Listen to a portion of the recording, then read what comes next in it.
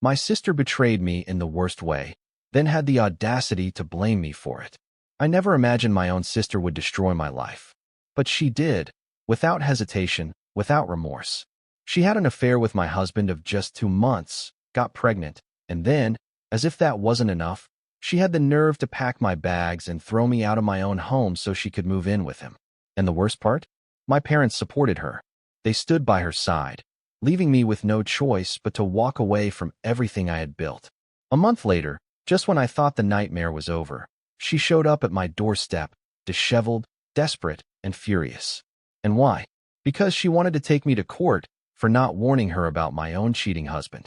I'm 28 years old, and right now, I'm in the middle of a divorce from the man I once believed was the love of my life. Wes, 32. After 4 years together, I thought I had found my forever. But in the blink of an eye, my marriage, my family, and my entire sense of security crumbled. The people who should have been my support system turned their backs on me. The only ones I can rely on now are my friends. Thank God for them, or I don't know how I would have survived this betrayal. I keep asking myself why this happened to me. What lesson am I supposed to learn from this? Because right now, all I feel is heartbreak and injustice. The sister who was never really a sister. My older sister, Meg, is 34. We were never extremely close growing up. There's a significant age gap between us. She was already off to college before I even became a teenager. It wasn't that we hated each other, at least I didn't hate her back then, but we were never the inseparable, best friend type of sisters either. There was no fairy tale Elsa and Anna bond between us. Our parents never forced us to be close. They let us exist as individuals, which was fine. As I got older and went to college myself, things improved slightly between us. We weren't living in the same state or attending the same university, but we talked more often and related to each other better as adults. That's why her betrayal hit me like a train. I never saw it coming. I met Wes when I was 24.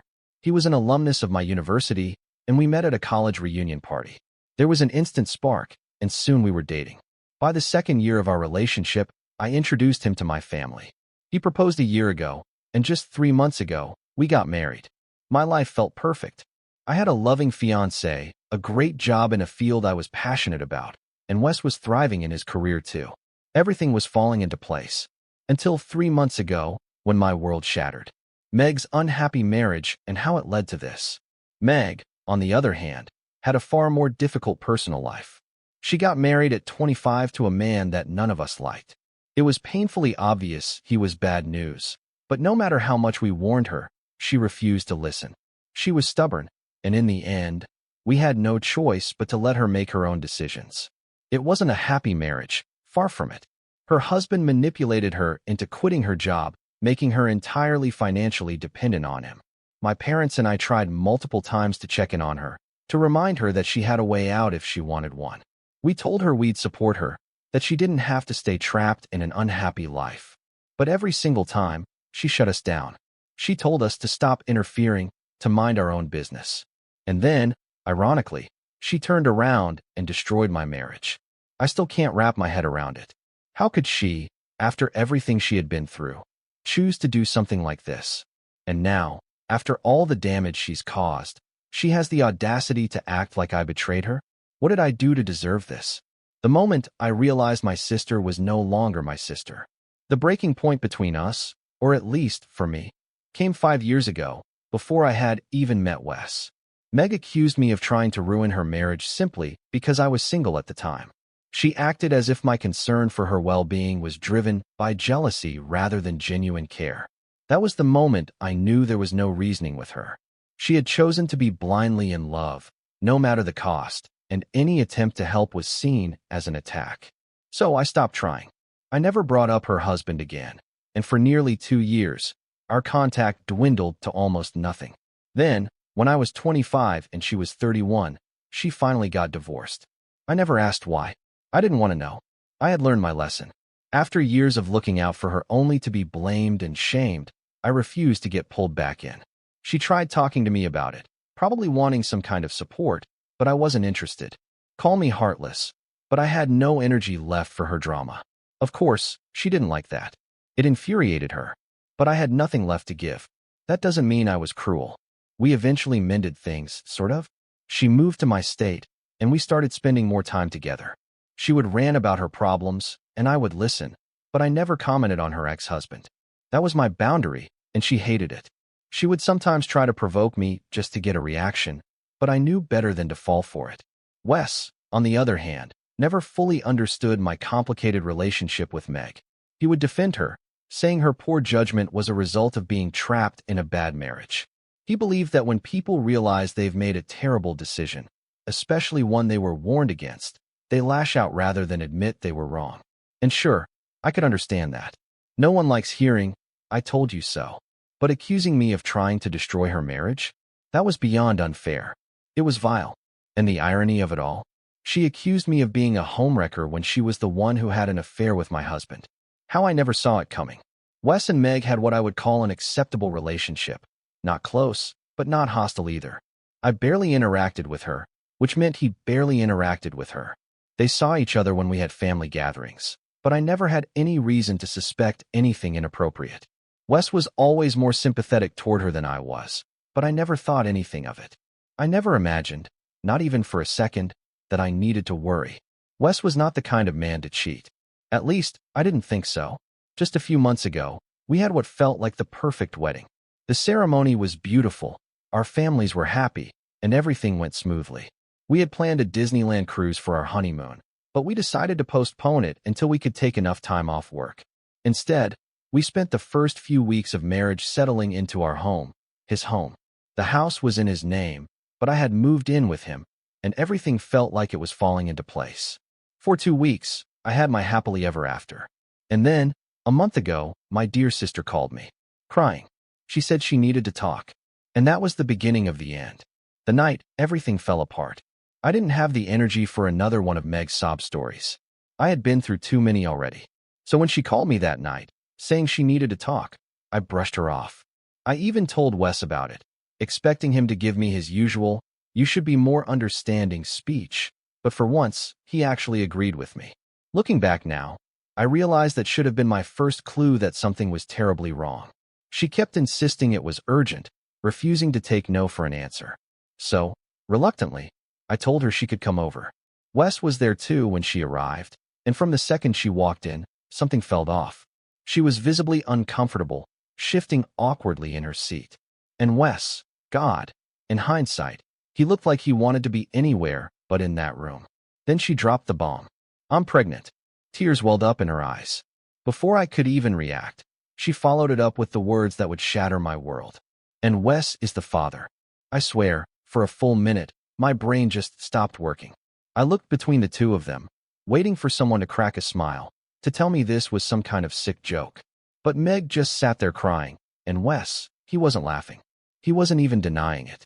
I let out a laugh, hollow and sharp. "This is a joke, right?" I asked, looking directly at Wes. But he just stood there, pale and wide-eyed, like a deer caught in headlights. Then he muttered, "You can't be pregnant." "What the hell does that mean?" I snapped, my voice shaking with something between rage and disbelief. Before he could answer, Meg cut in. "We hooked up a month ago," she admitted, her voice barely above a whisper. "I'm sure it's his." The room spun. I couldn't process it. I just stared at them, waiting for the punchline that never came. When I finally turned to Wes, he broke down. Tears, stammering apologies. It was a one-time thing. It meant nothing. I never thought she'd get pregnant, as if that was supposed to make it better. I felt sick. I told them both to get out. Meg had the audacity to look offended, like I was the one doing something wrong. And then, as if she hadn't already betrayed me in the worst way possible, she said something that nearly made me slap her across the face. "I should be the one staying here. I'm pregnant, and you're not." I turned to Wes, expecting him to do something, to say anything, and, to his credit, he finally told her to leave. She stormed out, and not long after, Wes left too. Whether or not they left together, I have no idea. At that point, I didn't care. If he could sleep with my sister, he could damn well walk out the door with her. I sat in that empty house for hours, completely numb. My phone rang a few times. Wes, of course, but I didn't want to hear his voice. I turned it off, sinking further into the silence. Then I saw her text. It was short, but the sheer audacity of it made my blood boil. "I'm sorry for what happened, but it can't be undone. I'm keeping the baby, and for the good of the family, it's best if you move out so Wes can take care of me and bond with the baby when it's born. I read it twice, 3 times. I couldn't believe it. She actually thought I would just step aside and let her move into my home with my husband? Like this was some fair trade? That was the moment the shock wore off. That was the moment I knew I had to leave. Not because she told me to, but because I refused to be part of this nightmare any longer. Whether or not she moved in was between her and Wes. But I was done. When my family chose betrayal over me, after everything that had happened, I decided to call my parents, to tell them the truth, to let them know what Meg had done to me. But before I could even dial their number, my mom called me first. The moment I picked up, I knew something was off. Her voice was softer than usual, almost hesitant. And then she said it. Meg told me everything.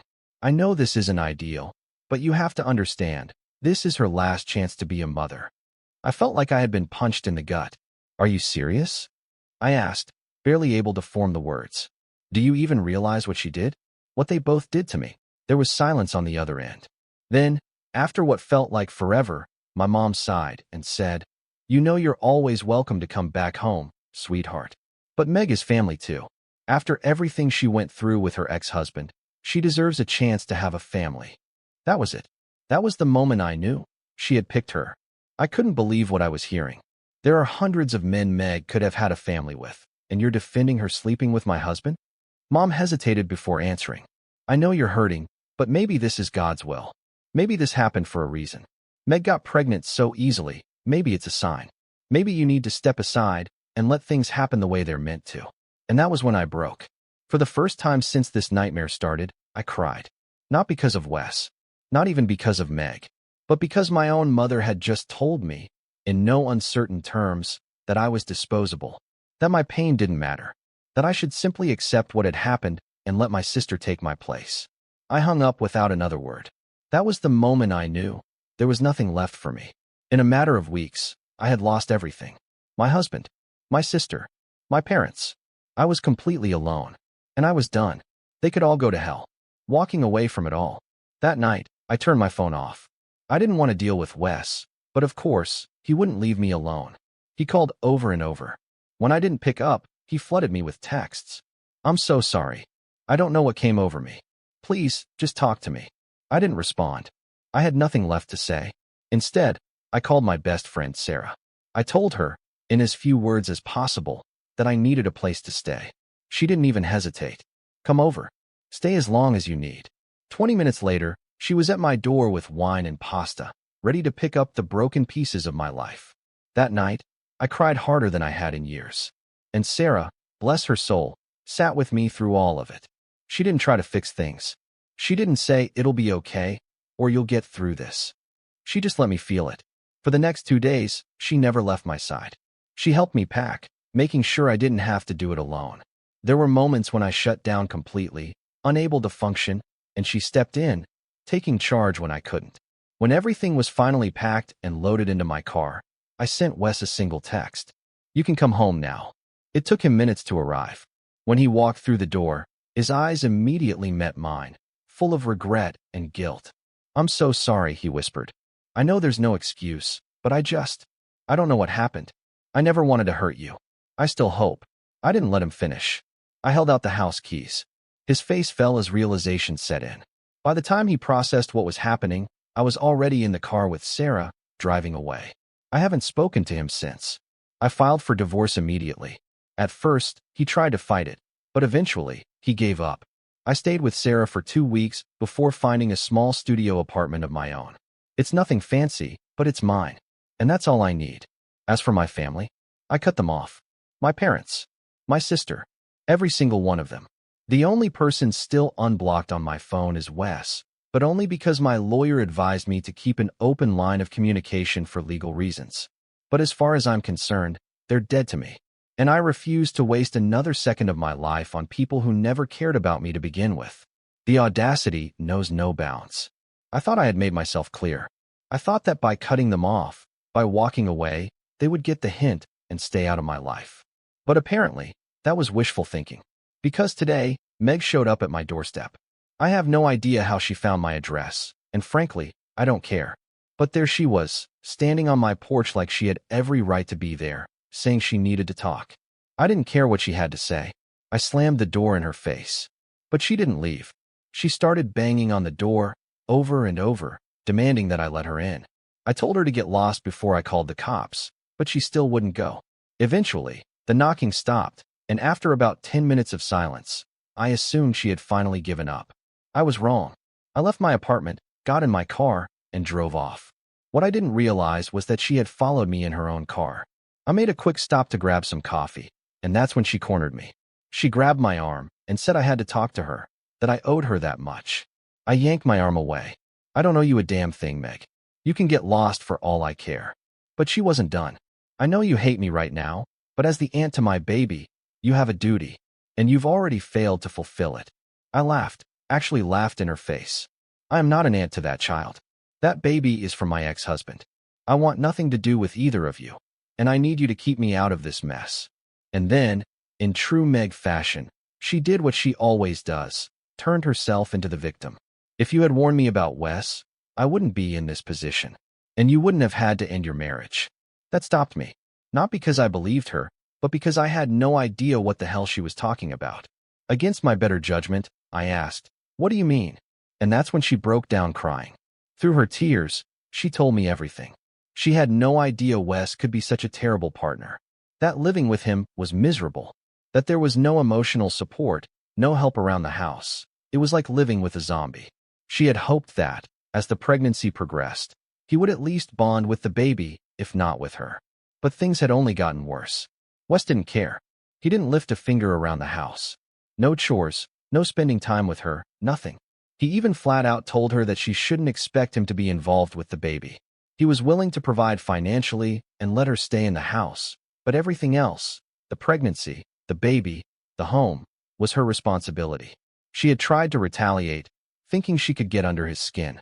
She stopped making his meals, stopped doing his laundry, hoping it would get a reaction. But he didn't care.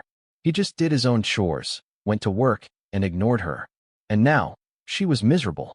She admitted that if she had known he would be like this, she never would have revealed that he was the father. She would have raised the child on her own.